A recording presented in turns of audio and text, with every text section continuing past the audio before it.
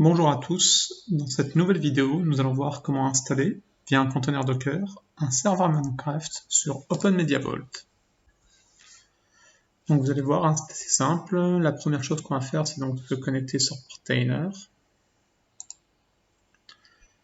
Et donc, comme d'habitude, ajouter un conteneur.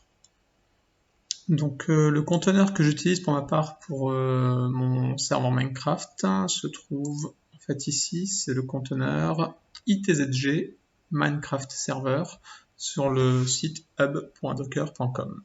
Donc on va commencer le paramétrage du conteneur.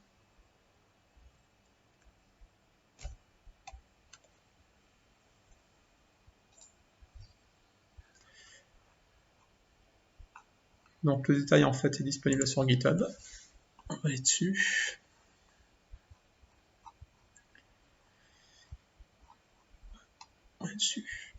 Donc au niveau du nom, on va faire quelque chose d'assez simple. On va l'appeler Minecraft, tout simplement.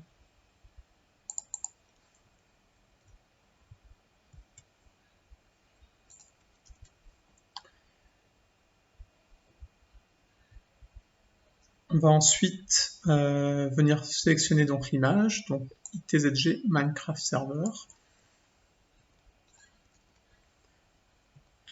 Et au niveau du tag, c'est expliqué ici en fait. On va donc mettre le tag latest qui nous permettra en fait de pouvoir utiliser le serveur avec une version GRE donc sur le poste sur votre PC, sur votre client, qui est la version 8 update 212. On voit qu'il y a différents choix.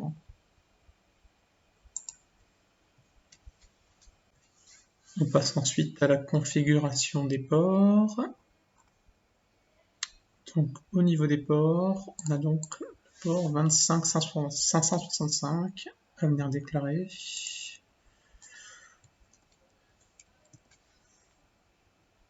Au niveau des variables d'environnement, alors là on a le choix est large. Vous allez voir donc là, quelques exemples ici, mais vous avez dans tout le reste du document, vous avez tout un tas de variables d'environnement qui sont proposées. Donc je vous montre moi celle que j'utilise, mais sachez qu'il y en a bien d'autres. Donc la première, pour ma part, ce sera donc là pour la vérification justement de la version de Minecraft. Si c'est bien une version achetée. Donc pour ma part, je paramètre en majuscule a priori. Faire attention. Le deuxième paramètre que je vais venir spécifier, c'est le type de serveur. Pour ma part, ce sera un serveur Forge.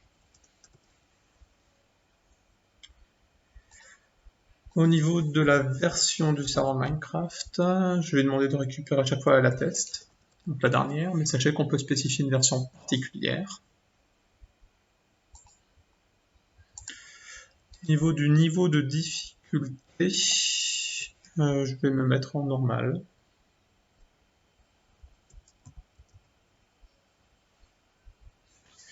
Alors, je ne rappelle plus si c'est un majuscule ou pas. On va vérifier. Défi. C'est en minuscule, donc c'est bon. On peut également paramétrer une whitelist, donc pour ne pas que le serveur soit accessible à tout le monde. Donc si vous voulez comme moi que je paramétrer une whitelist, il faut mettre ici les identifiants des users. Donc pour le test là, on va dire user1, user2. Et enfin déclarer un administrateur, donc c'est dans la variable d'environnement OPS, et là on va dire que c'est le user1 qui est donc notre administrateur. Au niveau des volumes, un seul volume à venir déclarer, comme vous l'avez ici. Enfin, on peut en mettre plus, mais à minima, au moins le volume data.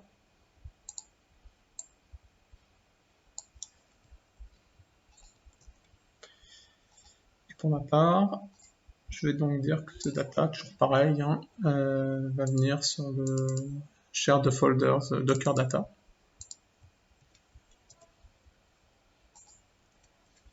Donc, dans un sur-répertoire Minecraft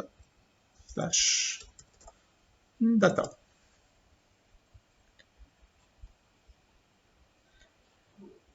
Au niveau ensuite du restart policy unstopped. Au niveau network, on reste en bridge. Et on déploie tout ça.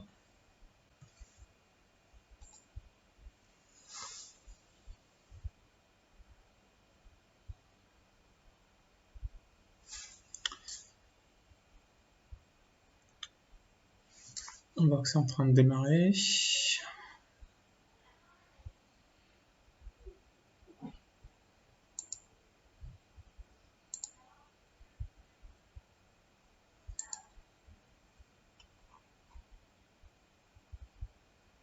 Oh, il est en train de télécharger encore des fichiers, a priori. Donc ça peut prendre un peu de temps.